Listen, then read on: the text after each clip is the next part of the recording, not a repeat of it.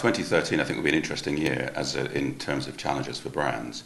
The fact that in Britain, the fact that there's no real national event, although some people are talking about early elections and, if you like, thinking about change of the political status of the country. It's really important that we capitalise upon what's actually happened in Britain in 2012, as well as thinking about on the international stage how Britain should do more as an international business in 2013. Because I think if you take those two strands, one is what we do at home, and two, what we do abroad.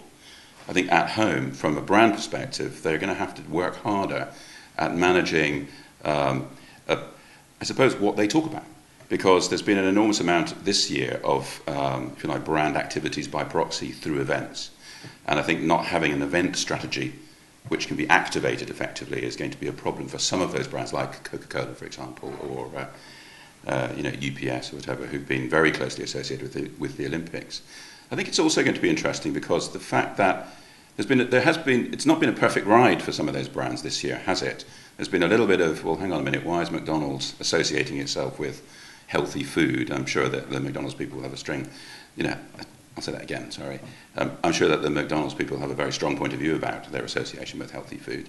But I think the lifestyle challenges that some of those brands do appropriate, if you like, means that they're going to have to do more in 2013 to build the story that backs up what their association with the Olympics was.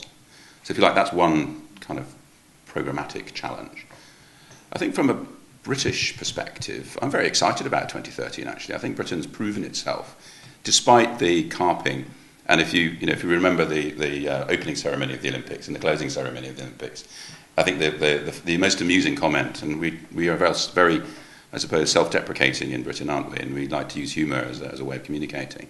But at the beginning, there was this idea that Britain was a country that was rubbish at sport and quite good at music. And at the closing ceremony, there was a sort of turnaround of that a little bit, wasn't there? But I really think Britain did well. The remarkable nature of the events, the amount of, if you like, just look at the web traffic, the attention that it got, the fact that the trains ran on time.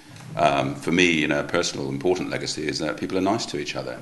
And Britain isn't seen as a moaning, if you like, as the Australians say, a whinging pom state. It's a state where there is actually character and there is opportunity. And I think taking that Britishness into British brands is really important, which is one area, I've been particularly interested in that. How do we leverage Britishness in brands on the international stage? If you take the fashion industry, for example, and to some extent the automotive industry, they're grappling with that issue because there are lots of things about Britain that are respected enormously abroad. If we take two extremes, one is the luxury end.